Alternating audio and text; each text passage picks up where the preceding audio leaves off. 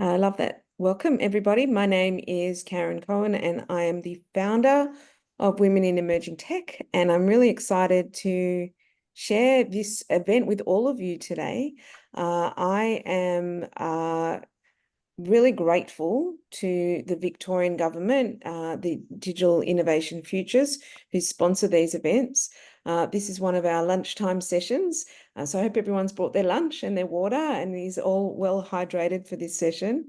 And I guess what I'm excited about today is learning from four other wonderful ladies about their journey in neurodiversity and some of the tools that they're using for managing some of the things that they've dealt with over their lives. And yeah, just hearing from people and creating a safe space where we can all share and learn from each other.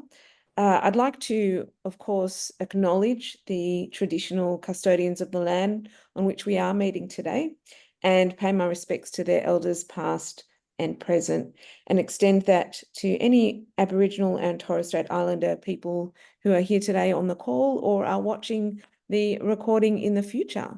So before I kick off, there's a few rules.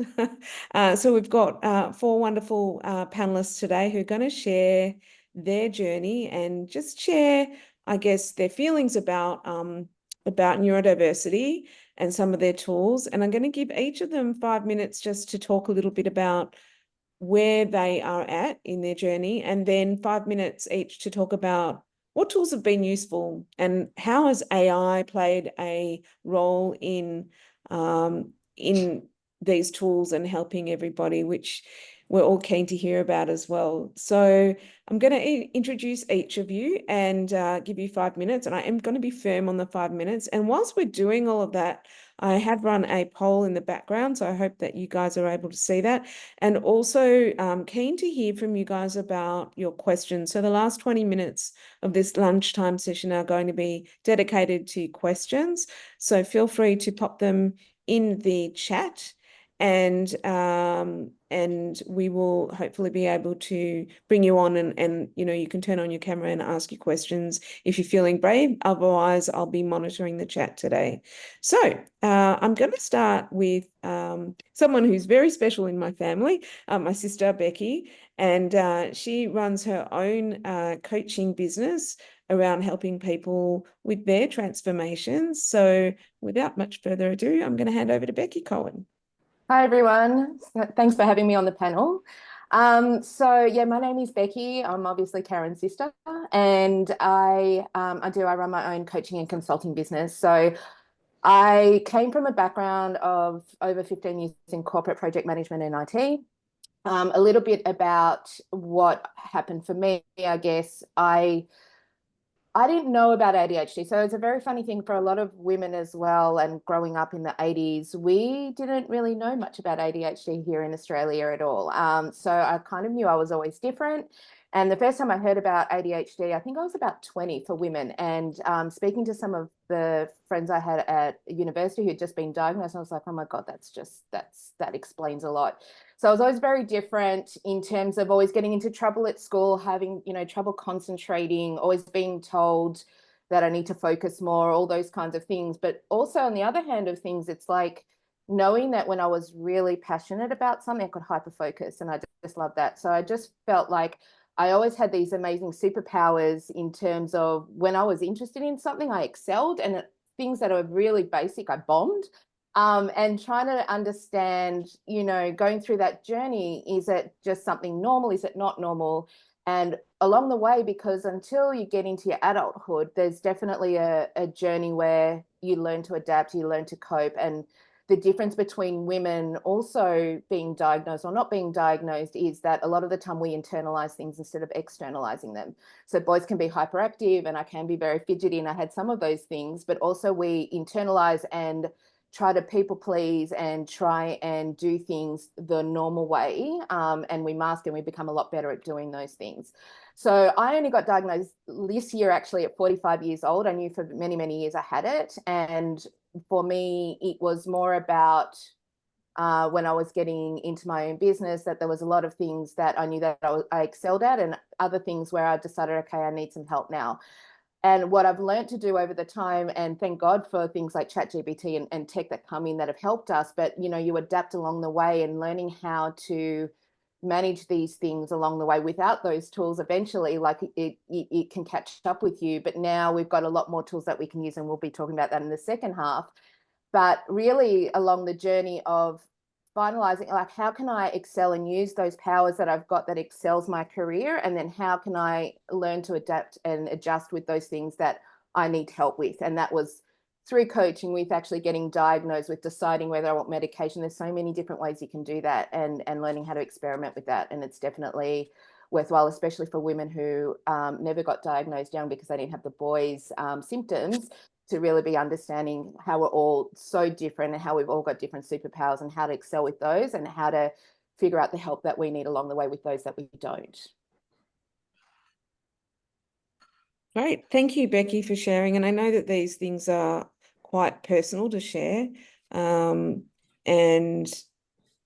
I just wanted to, whilst you're on there, just tell you the results of our little poll that we've had. So far, 48% of our listeners who have joined us today want to know more about tools for managing neurodiversity, and 33% are curious. So you've just answered the first question around curiosity. And I think it's really important to acknowledge that the journey has been different for women over the years. And I'm going to hand over to our friend Shira now, who's going to share a bit about her journey. Shira runs her own marketing consultancy and has been a really active community builder for amazing brands in Silicon Valley and in Australia. So Shira, how's it been for you so far? Thank you so much, Karen. It's great to see you. I really appreciate you including me in this panel, and I'm a regular panelist and participant in Women in Emerging Tech, and I'm so grateful to be a part of the community. Thank you. I was diagnosed with ADD when I was 15 in 1985. I spent 10 years on and off taking Ritalin.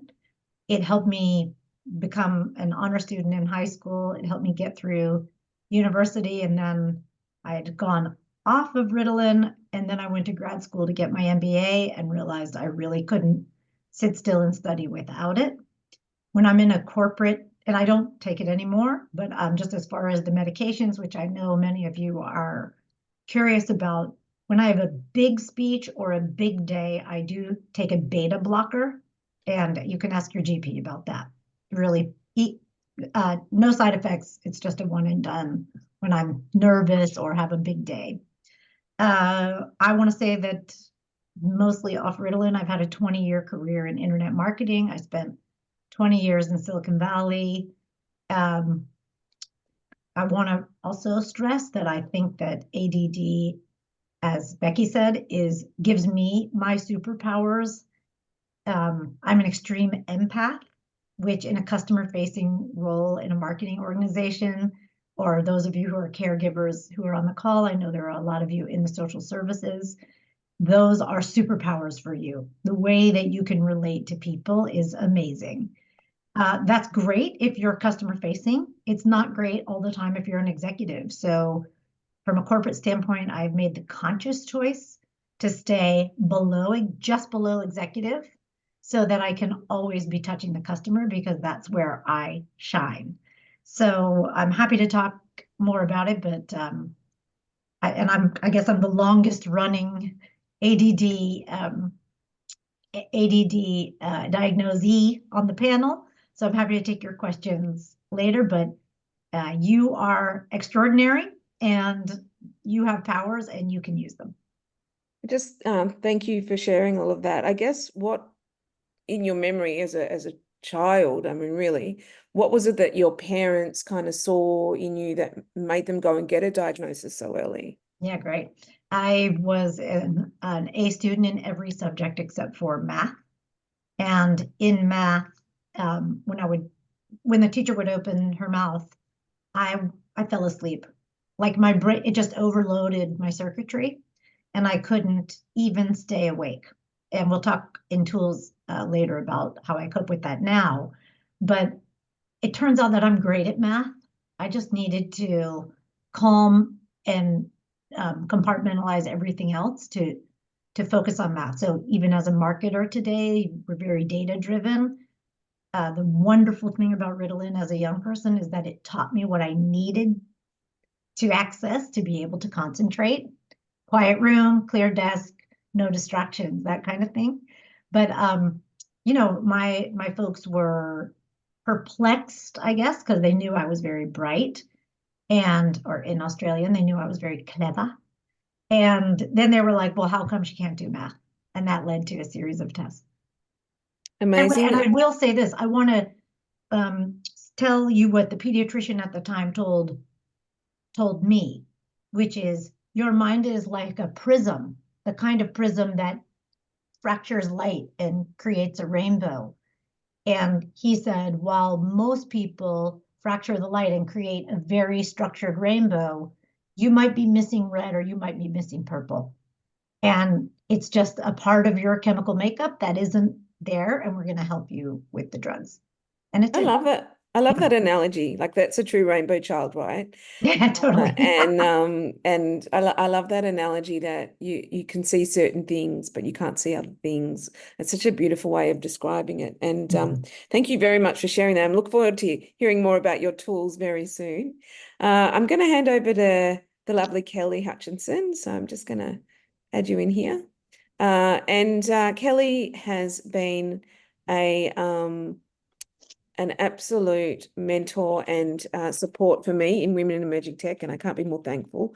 But also someone that we've been speaking to a lot about, you know, the journey that people go through in terms of discovery and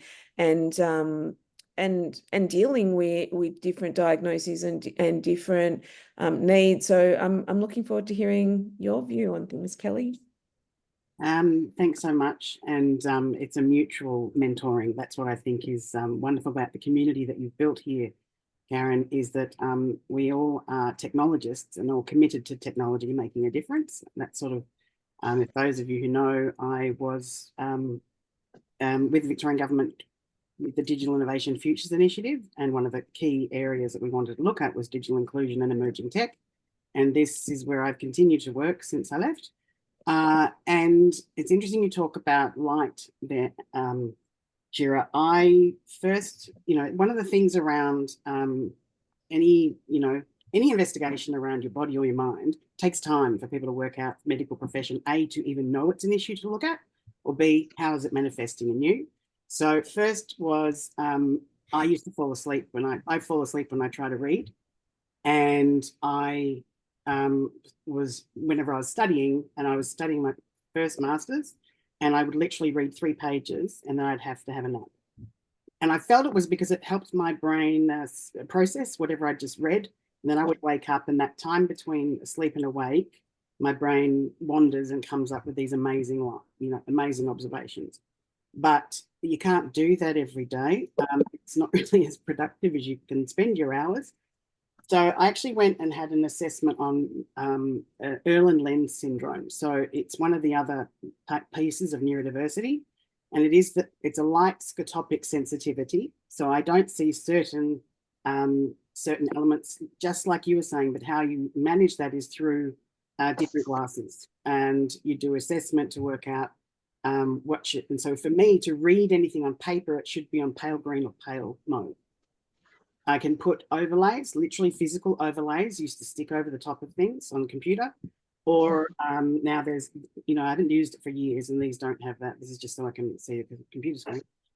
So it was the first indication that there was something different. And yes, I didn't do maths very well because I did not understand why. And if I don't get a why, not interested, people. If you're not going to work with me to help me understand why, bye-bye. So moving on, still wanting to have the academic and practical career, I was trying to complete my second PhD, which I didn't. So obviously didn't complete the first one, didn't complete the second one, but then, you know, decided to do more in practice and life, which was doing div. But it was when my PhD supervisor said, what you speak about and how you research and your observations are fantastic, but when I write and try to write academically. So I went off for a learning assessment and dyslexia. is what came up, which is the next interpretation of the eyes. And then they said, have you ever thought about being assessed for ADHD? And I was 48 and I went, no. And then I said a PhD, it came up with ADHD. So that's my little joke about it. But that's sort of how we've always managed, I think. One thing is we're all relatively funny and we're pretty entertaining. It's never going to be boring. But I am definitely that on or off person. And I was an hour early, which anybody who knows me, that's not surprising.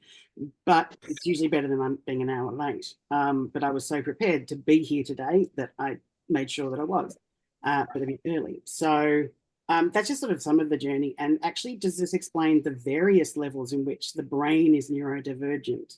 It's not neurotypical. And so there's certain things that we struggle with, and definition of many of these is executive function. And I know Becky and I could run a whole other session on that.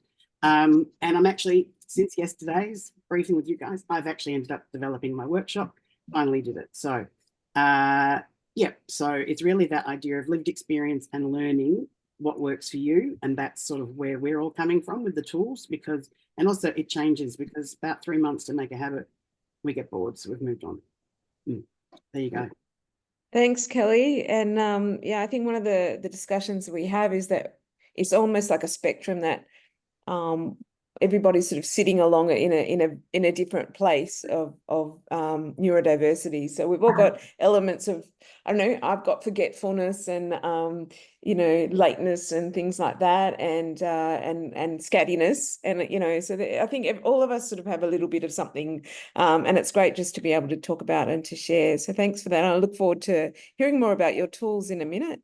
I'm going to bring Rachel on, and Rachel Jones is a business analyst, so she's had to actually really manage some of her thinking around staying focused, and I think that's part of the H, isn't it, Rachel? In terms of the hyper, we can focus really well, so much so that you did share with us yesterday that you can focus so much that you forget all your bodily functions completely, because you're so focused on a piece of work. So tell us a bit about what's that like. It's been really interesting. I'm kind of going through a process this year where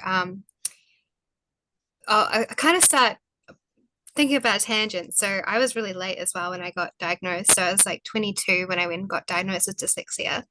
And that was like I basically was doing my master's and I reached this breakdown point where I was like 60 pages in and I still couldn't spell the word institutions. And that was like what I was talking about. And I was just so upset by that because my partner said, oh, why don't you just practice more? And I was like, are you serious? Like, you know, I was like in my 20s and I was like, I can't practice more. I can't.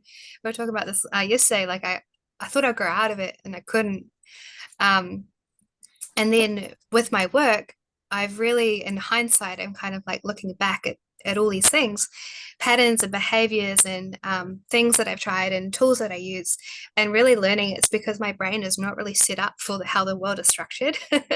So I'm really like biohacking my way. I kind of sometimes conceptualize myself as a cyborg, like, because I have so many like external apps and things like that I try and outsource my brain. So being diagnosed with dyslexia was actually really affirming. I didn't think it was going to be. I didn't think it really mattered to me because I was really successful. Like I've always done really well. But you just do feel stupid. Like when you can't do some things, you just feel really like, what are you missing? And I was sharing yesterday, it was like some of my friends actually have a group chat where they put all my spelling mistakes in there because my messages are so sometimes abstract, apparently, and it's quite hilarious. So they'll be like, oh, what is Rich trying to say here? And I'm like, wow, it's very obvious. Not all the time, actually. Sometimes I don't know what it means, but that's all right. And so, yeah, a lot of my experiences and kind of narrative has been shaped by that. And then this year, it's been more about other people telling me that I probably have ADHD. So especially my partner, like living with him, we moved into quite a small place. And he was like, you are so frustrating, to be honest. Like it's very frustrating to people around you. So I kind of, when I was listening to everyone else, I had so many things that I had felt in common with you guys, like doing really, really well at the things you're good at. Like when I was in uni, I said, can I do all the 300 level papers? Because I'd bomb the 100 level papers. So it's A plus is at the higher level, but the memorization and the linear thought involved in the base layer so hard for me. And that kind of trying to get all your thoughts in a horizontal way to explain to someone else whose brain isn't like binging like yours, really challenging. So at the moment, I do a lot of management between lots of teams, lots of people. So you really have to understand that. Well, for me, I have to understand and relate to people and understand, like, this year has been about understanding how I come across other people and trying to meet them. It's a bit of a tangent, sorry, Karen, but it's a good question. Got me onto my work. So And I think one of the things that we discussed over the time, I hope you don't mind me sharing this, is yeah. that feeling of starting lots of things but not finishing a lot of things. Oh yeah. Oh yeah. I'm doing a million and one things all at the same time. Like today, I probably messaged like 10 different groups of people in my life about different things, like about a conference, and then about documentation I'm reviewing, then obviously about work, and then about this, and then about tonight. So all of that, all at once. So that's the thing about meds, which is like something else, another conversation. But would I lose the ability to do that? I don't know who I'd be Yeah. without that ability to live in a very chaotic way. Yeah, that fear of losing the superpower of starting everything, but then like, do we actually finish anything? So I wanted to, I'll stay with you, Rachel, since you're on screen. Like, what are some of the tools that you've used in your life to kind of manage some of these things, dyslexia, but also some things that you've used now that you're sort of starting to recognize that AI can be helpful? What has been helpful for you in the past and now? I was gonna say, you name it, I probably tried it. I have tried so many things. When I was younger, especially with dyslexia, what I would do is read, say what I wanted to say in words, and then have it transcribe in writing. And then from that, I could kind of get more of a train of thought, which is really helpful. And then sometimes I would get, especially with numbers, I would get the machine to read out the highlighted words. So just trying to, the external to internal, sometimes a bit broken. So using tools to kind of get there. At the moment, obviously ChatGPT I've just finished a major presentation, lots of analysis, about 50 pages long.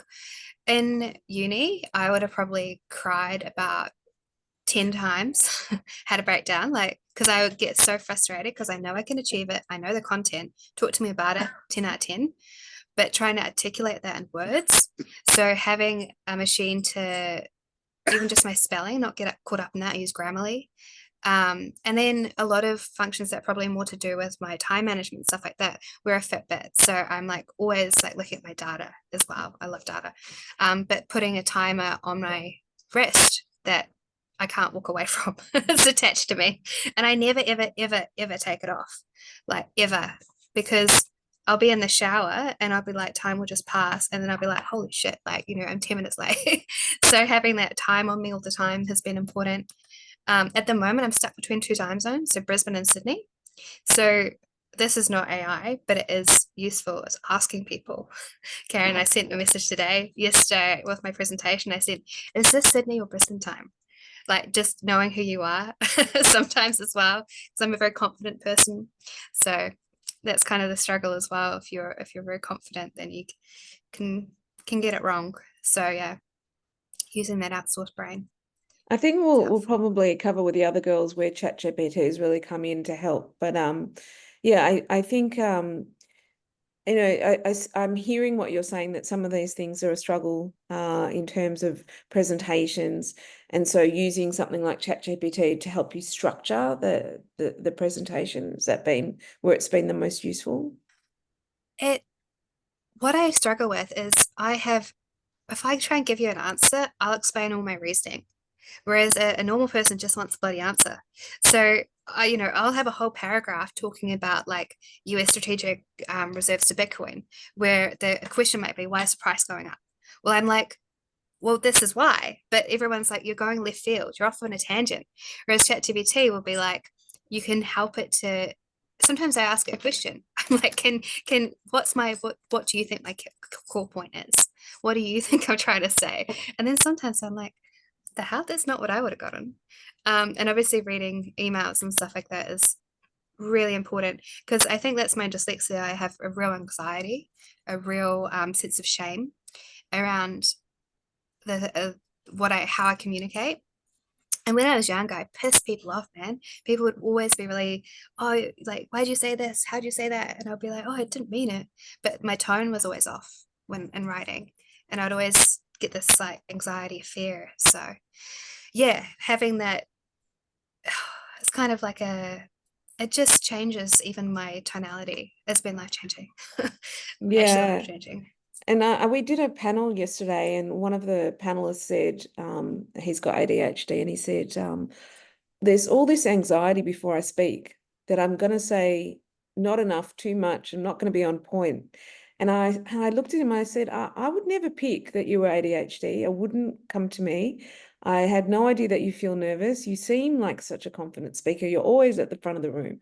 And so it just shows us that we don't really know what's going on underneath for people, even though sometimes they're like a duck, right? Like they're very calm and they seem to be confident, but in their brain, it's just, like a scrambling mess going on Get out. behind. Yeah. Yeah. All right. I appreciate you sharing. Thanks so much, Rachel. I'm going to hand over to Becky. What are some of the tools that you've found useful in your work and in your day-to-day life? I mean, at the moment, I'm on the ChatGPT train as well. But in terms of learning how to use it, that's going to be really another thing. And like learning how to make it work for you. So I know that a lot of people are against it. So many people are for it. There's a lot of, talk about how to use it. So for me, and with my brain, I'm very shiny objects. Like I think I get distracted very easily, and like I'm trying to consume information 5 times the speed of normal people. So I'm always constantly moving around. I get onto something else. So what I've learned with ChatGPT is to very much have tabs in there where I talk about specific things that I need from it, for like whether it be about coaching or whether I'm going into some of my human design work or some of my research or whatever it is. I have tabs, and then I actually can extract things so that I know that I've seen it or haven't seen it. So I have a system that works for me, and that's part of I think the challenge with ChatGPT is finding your that sweet spot and how it can work for you and be more productive rather than being a hindrance when you get so distracted. The other thing I'd say too is when you start to go down this path of learning, and I know there's quite a few people who said on the poll that they wanted to know more about it and to figure out if it is them and how it can help, is that it's going to be very different for all of you, and you need to really experiment how some of these tools are going to work for you. But one thing about that, constantly starting new things and getting bored and moving on, that's a very common thing. And then what happens, especially for women, is you overcompensate for what you are able to do, or you want to say yes to everything and then don't finish it. Then you beat yourself up, and then you feel like you're procrastinating or you're not good enough and all those things. So there's so definitely like look into, there are a lot of like, I use an app called Fabulous, which is really great with habit tracking or goal setting, and it does it in a way that paces you, so you're not trying to do 10 things at once, and it can set the pace for you, and you start to realize when you do less is more. So whether you have 1, 2 or maximum 3 things a day that you want to accomplish, and not a list of 20, and then even if they're big things, how like project management tools as well with AI can break it down into little tasks for you. So you're still making momentum. You're not getting overwhelmed with how big the tasks are, and you're still completing things, is a really good one to do. And I also don't want to dismiss the mindset part of when you go down ADHD. It's all great that we have technology and tools, but a lot of the time we're feeling alone and we're not going to community. We don't feel like we're understood. And there is still a need for human touch, to be able to say, I need to work with somebody to figure out what my strengths are, what I need to offload, what I can actually go and get help with, whether it be a physical person like a VA if you're doing business, or whether it's how I can use AI to help me with some of these tools that it's not my superpower as well. It's like, where do you find that sweet spot of what it is that you're really good at and what you can actually put your productivity to, and saying, okay, I don't have to do all these things. And a topic that we haven't spoken about today, and I know it's a really big topic for a lot of people, is not coping in the workplace, not coping in a corporate structure, and understanding that, how we can actually use some of these tools even within, like if you've got a 9-to-5 job and you know that you're not performing like the typical normal people, and how that can help. So there are definitely tools like I believe there's one called Motion now that can help you with like delegating those things within the workplace of what you can do, and how to actually get help when you're not coping, to be able to, you know, to be able to, whether it's coaching or whether you find a psychologist that can help you with all of those things, that can actually help you with the mindset of understanding that you're not procrastinating. It's not like how to deal with the anxiety or how to speak up. And so I think it's a really important thing that in this world that we do look at AI and we look at tools, but we also look at the human help out there and the community that we need as well. Yeah. Thanks, Becky. And I guess, you know, knowing you so well, you know, why do you think that, you know, yourself and Rachel are attracted to these kind of roles that create so much structure, like business and analytics, project management? When you think of someone as ADHD, you think, how can they have such a focused technical role? What is that? Mm-hmm. Well, see, again, when I talk about the superpowers that everyone has, it's really interesting. Like, I will be late for everything that does not interest me. I will not be able to get out of bed. I'll be exhausted. I'll be stressed. But like, the truth of the matter is, if I love something, my superpower, honestly, is I have a holistic view. I can see a story from beginning to end within project management, for instance. Everyone's in their silo world, and I can see the whole end to end and see that there's holes everywhere and that this is not going to flow, and being able to go in and actually fix things. So that's the project management side of me. But I understand also that bit about always constantly being late or feeling like you're behind the 8 ball all the time, and just losing track of time when you're into something or not into something. That's very much an ADHD tool. But an ADHD aspect of it is the time factor. But in terms of when you're hyper focused on something and when you love what you do, we can actually see beyond the typical of what somebody can see. And that was my area. So where I know that it's not for some people, but that's where I can actually help and give you tools and tips for how to get better at that part. But I need help with, for instance, my side in marketing is terrible. Like in my business, I can't conceptualize, for instance, a website. People are like, oh, just give me all the wording and give me the pictures and do this and this, and I'll put it together. But I can't start till I see how it's going to lay out. And then I go in a loop on where am I going to do this with the homepage? And I can't write the homepage till I see what the homepage is going to look like. And it's like simple things that people say, you don't need to know all that, just give me this. But my brain needs that to be able to produce. So when somebody says, I don't understand what your problem is, and it's like, great, that's your zone of genius. And I need somebody like you who understands me, that we can work together to figure out how to get the best out of me, for instance. So it's going to be very different for everyone. It's yeah, you just said Shira, the ADD loops. It's real. Yeah, it is. Yeah. And that's the problem, is so when people don't understand you or whatever, then you feel like there's something wrong with you, that you're stupid, that you're not in the right place, or, you know, so it's so important to have that community and also to get help so that you can understand where your loops are, or how to work with people that understand to get the best out of you as well. And I think that's an important point for everyone, like understanding as a leader, or, you know, what are your strengths, what are your weaknesses, and who do you need help with? Like, you've identified that you need help with a website. So then you can reach out to the people that can help you with those things, rather than beating yourself up that you're not good at building a website. That's okay, you know, but part of the journey is actually working out what your strengths and weaknesses are. Thanks for that, Becky. I'm going to hand over to Kelly. But Kelly, tell us a bit about your tools that have helped you over the times that you've been working. Sure, of course. Then I just got into the chat and went, oh no, shiny object, more information. So I've got to close it now.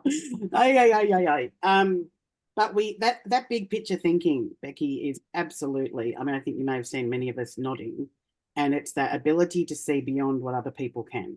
I met somebody once, and my job was economic development, so I would meet businesses and people, and my job was to actually think about where could they connect in, who should they meet, what would the angle of the business be, where I might see there's challenges, have they thought about this, or this?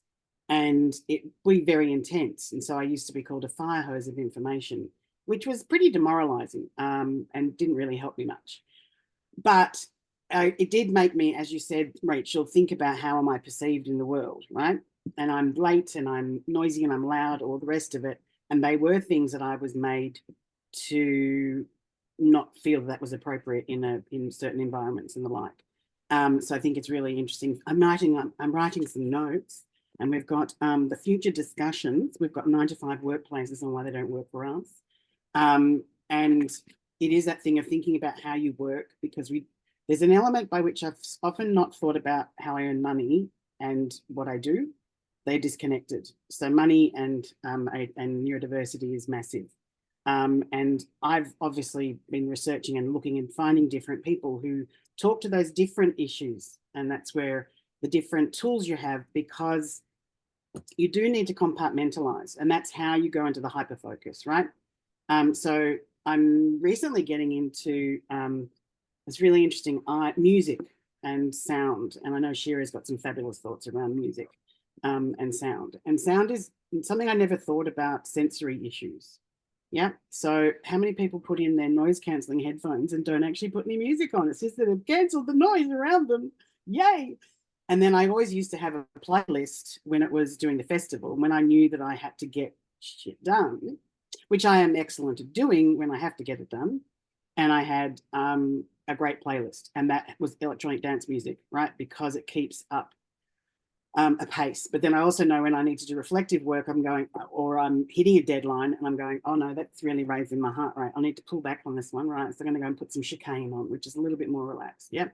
But still with the group. So music and tools, and it's interesting, things like Spotify's DJ, you know, actually going and analyzing what have you listened to. I love looking and seeing what my year was, and I can look back at the years and I count them by festivals because it was something I did every year for 8 years. But it's fascinating because, again, we love data. We're data nerds, right? So I look at my sleep app and I'm going, oh, look at that. I pretty much only average 5.5 hours sleep. That could be why the brain's not so good. So there's lots of things that we use as tools that help us with all the parts of us. So I've been doing lots of writing this past year. I haven't published much of it, but lots of writing, and really looking and understanding that I think there's my brain, which is the mechanics of doing. And that's where I got glitches. My mind, which is bloody amazing, and I love, that goes off and sees the pictures, sees the big picture, sees the tangents, and then I need to land something, right? And then there's my body, which we talked about, a disconnect. Anybody who knows me is I often fall over. That's because I'm already there in my brain, but my feet have still got to get past the stairs. And so I will fall down the stairs at my front house many a time, often with dinner. There goes Red Rooster, the chicken somewhere. And it's funny, and I know it's funny, but I have to laugh because otherwise, yeah, I would just be a mess. And sometimes I am a mess. And I've joked about this at the Women in Emerging Tech. We talk about in neurodivergent land, unmasking and masking, that we put on our human suit. For me, I put on my lipstick. And if I really need to have my power with me, I've got my magic bead. So they get put on and people know, oh, she's on. Right, here you go. And it signifies to me what I'm doing, and didn't even realize I was doing it. So awareness of yourself and awareness of many of these tools that you might use actually bring back that external input to you. Exactly what you said, Rachel, that you're getting that feedback loop and you're going, oh, right, that's consistently a thing I have a challenge with. Okay, well, is it something I'm interested in fixing? Becky, if I'm not interested in fixing it, you work around it and you just don't. Kelly, I'm just going to focus you because we're almost at the end of There we go. That's what we need, focus. So my two tools. Yeah. So I just, before you tell me your tool, I'm just curious about one tool. And I've often heard you say it in our conversations, which is how you use your AI agent, like how you train it and how it becomes your voice, because that's really interesting in the context of this. Yeah. So, and this is why I love working with people like Karen, because we have a relationship whereby I've given her permission to pull me back onto topic. And we talk about working with people. And so when you work for yourself, or when you're trying to work on a project, your own project, it's really hard to make sense of that, right? So I've worked with ChatGPT, and I'm calling it my 99. So if you know Maxwell Smart, you've got great thinking 99. And I'm not Max, because I haven't quite worked out that side of it, but my 99. So I had to work on a workplace adjustment passport. And that is basically a tool by which you tell your story once and don't have to tell it again. So you don't re-traumatize and tell your story over and over again. So it's like, this is me. These are all the amazing things I do. This is me and the things I'm challenged with. And I use ChatGPT to help me create that. So I could put in, and since January, I bought the subscription version. I also make the settings so that it does not use my data to train the algorithm, because I want it to be a safe space. And I'm all about creating safe space. And that's what it created for me to be able to ask questions about me by giving it all of my half-written notes, by giving it my rough ideas of what I want to do, and then explaining what I need to do. And there was Dr. Pink at last year's Women in Emerging Tech who said, I treat ChatGPT like my research assistant. I say, go out and do this and find this information and, you know, do this. And that's what you would do in having a good assistant. And if you don't brief the assistant well, you'll get rubbish in, rubbish out, we talk about. But as time goes by, I know that it's building out knowledge of me, and I train it to say, no, that does not sound like me. Please, could you answer this question? No, it doesn't sound like me, right? And that's been through writing my website material, my profile, the programs I want to run, all the different components it's enabled. And there's a really good question that people have been asking a lot on Facebook and LinkedIn is, ask ChatGPT something that people wouldn't normally know about you. I love that question. Yeah. Mine was that I create safe spaces. I love that. I'm gonna have to cut you off before your third tool, because we're going to hear from Shira, and then we're going to ask questions to the audience what they want to hear. And if there's no questions, we come back to your third tool. So Shira, well, tell us a bit about. I'm going to start with Kelly's third tool. She introduced me to a Facebook group called ADHD for Badass Women. Smartass. And it's really wonderful. Even if you're a lurker, it gives you a sense of community that you're not alone out there. So I'm going to blaze through. I've got a very short list of technical tools that I use and a long list of non-technical analog tools that I use. You can take from me what matters for you. First of all, I love what Kelly said about her beads and her lipstick. When my kids were toddlers, we called that a transitional object. So this is like, here's your lovey that you're going to go sit in the car with. Come on. Binky is in the car. So it's like, come on, Binky is on your neck. It's time to get serious. So you can take that and use it. Kelly is always modeling good ADHD behavior. And then I want to just go back to the meds, because I think it may have been Becky who said she was worried that she wouldn't be able to do all the things on the meds. Look, thank God we live in a country where GPs are now cottoning on to our various diagnoses, and to try an ADD drug for 3 days or 10 days or whatever,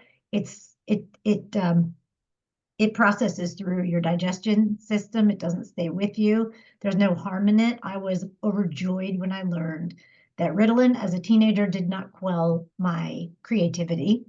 So I was worried about that. And then, okay, on the technical tools, I also use AI for writing. I've also over time gotten better at my querying. I use Copilot, Microsoft's Copilot, and I've tried Claude and I've tried a few others, but I really like Copilot. I like what it gives back. Because I was diagnosed so early and so long ago, before there was an Audible, before there was, you carried a audio computer in your pocket, I qualified for audio books, like my university textbooks and fiction. I could get them on audio. I'm a very auditory person. If I read it, I may not remember, but if I hear you say it, I can spit it back to you verbatim. So I do a lot on audio, and I just want to make a plug. There's hundreds of ADD podcasts. Not all of them are great. Not all of them are for you, but if you're someone who likes to have a conversation in your ears as you walk around, you can just search it on your favorite podcast platform. I also I listen to my audiobooks while I do exercise and while I cook and all of that. And then I think it must have been Rachel who said, I wear an enormous old school digital watch, and I have for 30 years. And it does everything I need it to do. It's got a timer, it's got an alarm, and it's got nice big numbers. And I set it 3 minutes ahead so that I late a little less in the world. Okay, those are my technical tools. Here are all of my non-technical tools. I'm going to blurt them all out in a big list, and then if you have questions during the Q&A, we can talk about it. I get at least 8 hours of sleep every night, and on most days since COVID, I take a nap from 2 to 3. And I want to give you all permission to put your head down and take a nap. It resets me, and it's wonderful. I read for 30 minutes before I go to sleep every single night. Doesn't matter what. Last night I read the free Woolies recipes magazine that they give at the thing. Works like a charm. Music is, and one of my oldest friends is on this chat. Julie, music is my superpower. In a symphony, I can hear the flute. I can either drill, and that is a great gift of ADD. I'm so grateful for it. In a symphony, I can hear the flute, or I can hear the whole thing, or I can hear a part of the movement. That is the beauty of this syndrome, I guess. I listen to a lot of podcasts just to have talking in my ear. It helps me focus on whatever I'm doing with my hands. I do not sleep with any electronics in my bedroom, and neither does my whole family. We don't have televisions, laptops, or phones when we sleep. I don't even want stuff that plugs in. I have fidget items that I use when I'm on conference calls that are silent. Here's a really good one. Just a silver chain. It's silent. Here's another great one. This beautiful rock. I just feel it. They don't have to be fancy, but I'll tell you something, this is noisy. So you gotta, paper clips are not noisy. This thing is noisy. Food, I'm super careful about what I eat. I haven't had gluten in years and years. And, you could do a lot of reading on people say there's a connection between your sustained energy and your food. I am an exercise fanatic. And when I say fanatic, I am either in the pool, on a walk. I have a hula hoop. When my legs are good, I jump rope. I mean, you can do it while you watch TV. You can do it while you're listening to your podcasts. Just get the thing that'll get you to do it. And I do want to actually say, while I'm on that, is that I reject all organizational systems. None of them work for me. I've never been able to track my calories. I can barely track my menstrual cycle on an app. I don't do anything except for Google Calendar or Yahoo Calendar or Outlook. I don't use any time saving and all that devices. So while my peers have recommended a lot, I don't have one to tell you. Karen, I'm getting there. I put out my clothes the night before on a big business, and it's a no trades clothes policy. I check the weather. I put my clothes, so that's one less thing I have to think about. I also make my children get their clothes ready for the night before so that I don't have to worry about it, so that I don't have to go in the laundry room and dig it up and whatever. I drink a lot of coffee, and I drink one coffee in the morning and one green tea by 1 o'clock. It's a ritualistic, and it also gives me a little perk. Okay, we've all mentioned our partners. My whole family understands that I'm deficient in time management and in details. And when we have to be somewhere, they triple check with me about is it right? Is it right? They make me dig up the invitation on my phone. This is actually how my family helps me. And I was telling I have a 15-year-old son who also has ADD, and I was telling him about today, this morning when I was dropping him off at school, and our conversation went like this. And I was like, I can't wait to tell this group about my conversations with my ADD son. They're just really outstanding. I also, again, in no particular order, when I switch tasks, I ask myself, what does taking care of you first mean? Like, do I need to pee? Do I need water? Do I need a snack before I switch my attention to something or someone else? Then I also want to give a plug to an analog book that you can listen to some interviews. It's called 4,000 Weeks. It makes a great argument for having leisure activities that just let your brain go free, and also recommends that you don't ever have a to-do list, but that you have a done list. What a great feeling of accomplishment. No to-dos, but done. I shop for groceries. I feel great about that. I have lots of hobbies, and I also time my cooking because I've burned everything. And then finally, just about our personalities and how we are in the workplace. I said before that I never go for executive roles because I know I can't model that behavior. I'm a little bit nutty. And at the customer facing level, everyone at my level and below, and even above, because I'm a little bit nutty and a little uncontained, I give the workplace permission to be themselves. People spend a lot of time masking, and I give people permission to just be a little more real. And finally, I want to change the way we think of ourselves as inappropriate in a workplace. We're not inappropriate. We're spirited. We have energy. We have enthusiasm. These are not terrible things. These are things as a manager that I hire on. So I hope I've just given you a few ideas, and I really appreciate your attention. I know it's hard. And I think we're going to turn it over to questions now, Karen. Thank you. Oh, Shira, wow, amazing. Thank you very much for sharing all of those amazing tools and things. And if any of the speakers have time to pop some things in the chat whilst we're answering any questions from the audience, does anyone have any questions for our wonderful panelists? You can pop them in the chat. You can pop yourself off mute if you want, or put your hand up. I'll come to you. Here's a question, I think. Oh, when you need to do that's from Kelly. So our chat has not created any questions, so I'm going to just ask one while we're waiting. How useful is it to, I mean, in particular, the last few days where we've met each other, to have a network of people who are like you, and to not feel kind of alone in this journey? Any one of you want? Yeah.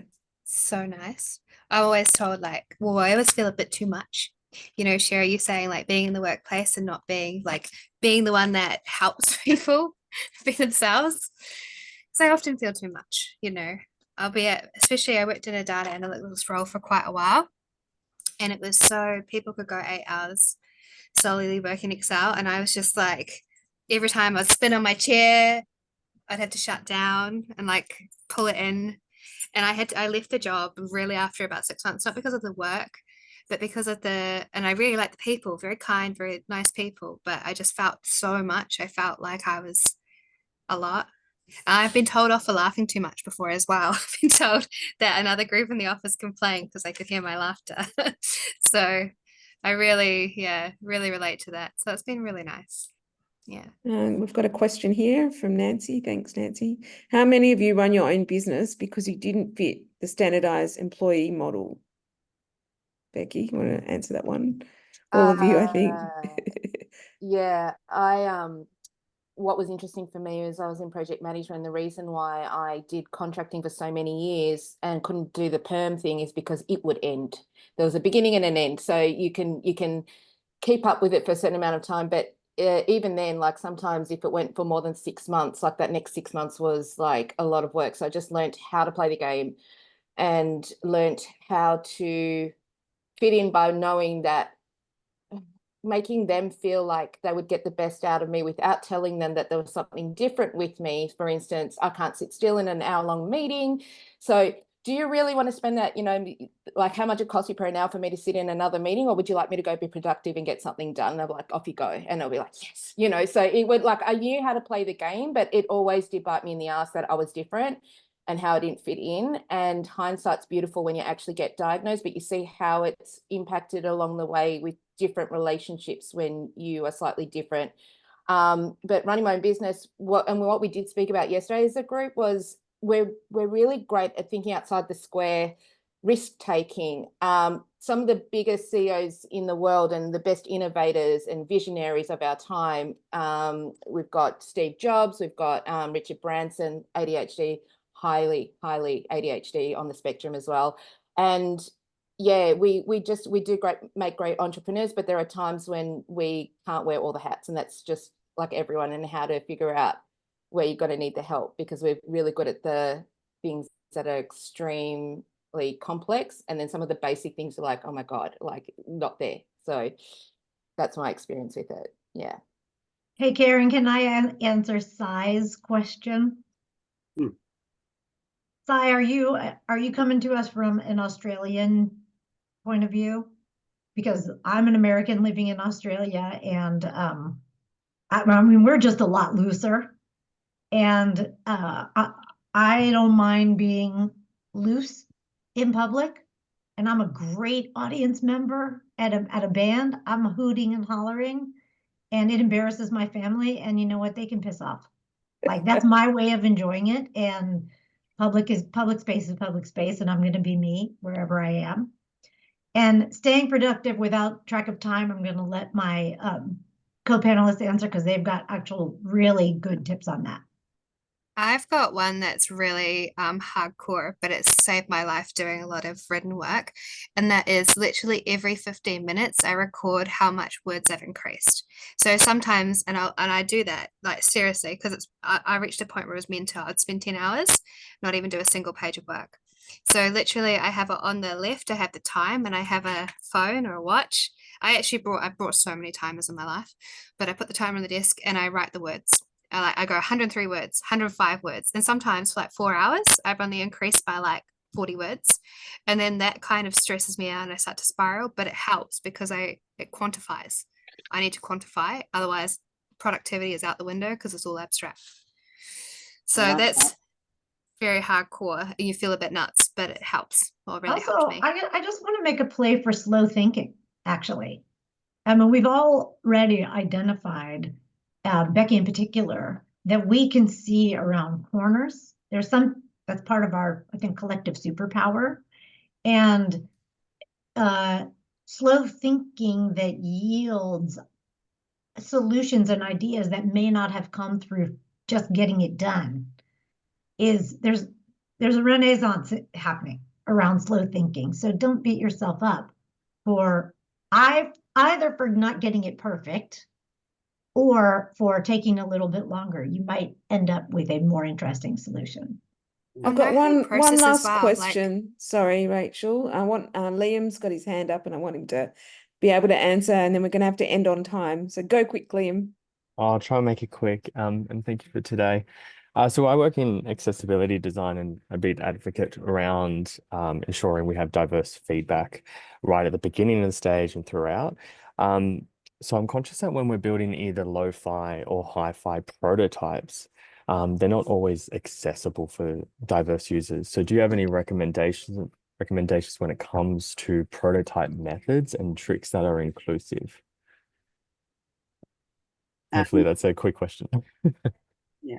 Do you want me to answer that? Yeah, go. Yep. So I've I've been working in digital inclusion for a very long time, and also I am a designer at heart.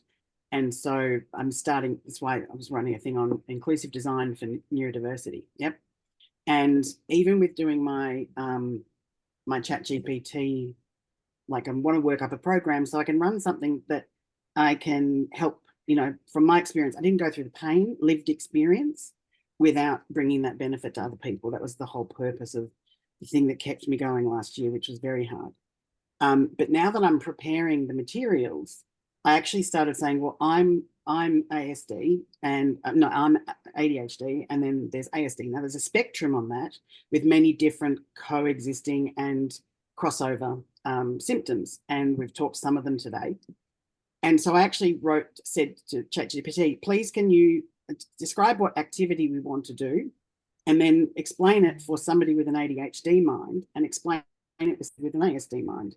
And my idea is I'm having challenges at the moment of working how on earth I'm going to actually represent that mechanically or physically or design-wise.